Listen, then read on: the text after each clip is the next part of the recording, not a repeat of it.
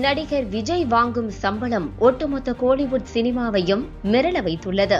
தமிழக வெற்றி கழகம் என்ற பெயரில் கட்சி தொடங்கிய நடிகர் விஜய் 2026 நடைபெறவுள்ள சட்டமன்ற தேர்தலை குறிவைத்து பரபரப்பாக செயல்பட்டு வருகிறார்.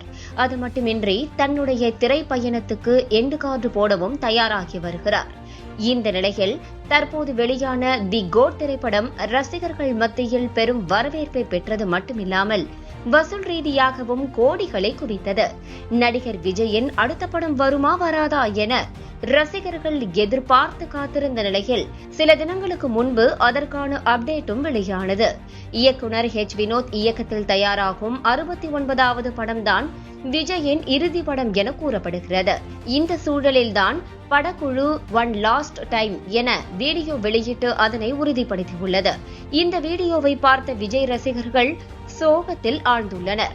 விஜயின் 69வது படம் அரசியல் பேசும் படமாக இருக்குமா என்ற கேள்விக்கு பதிலளித்த இயக்குனர் வினோத், அரசியல் படமாக இருக்காது, ஆனால் எல்லோருக்கும் பிடிக்கும்படியான கமர்ஷியல் படமாக இருக்கும், அதில் சின்ன சமூக கருத்து இடம்பெற்றிருக்கும் என குறிப்பிட்டிருந்தார்.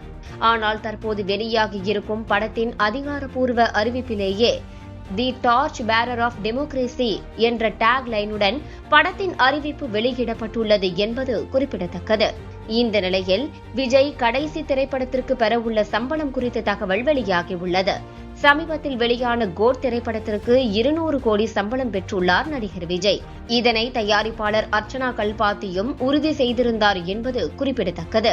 விஜயின் கடைசி படமான 69வது படத்திற்கு 275 கோடி சம்பளம் பெறுகிறாராம். இதனால் கோலிவுட் ஸ்டார்களை மட்டுமில்லாமல் பாலிவுட் நடிகர்களையும் விஜய் மிஞ்சிவிட்டார் என்கின்றனர் சினிமா பார்வையாளர்கள். பாலிவுட் சூப்பர் ஹீரோவான ஷாருக் கான் ஒரு படத்திற்கு 250 கோடி சம்பளம் பெறுகிறார்.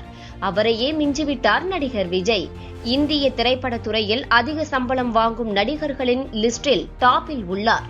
விஜய் வாங்கும் சம்பளம் குறித்து இதுவரை விஜய் தரப்பிலோ அல்லது தயாரிப்பு நிறுவனம் தரப்பிலோ எந்த ஒரு அதிகாரப்பூர்வ அறிவிப்போ வெளியாகவில்லை என்பது குறிப்பிடத்தக்கது.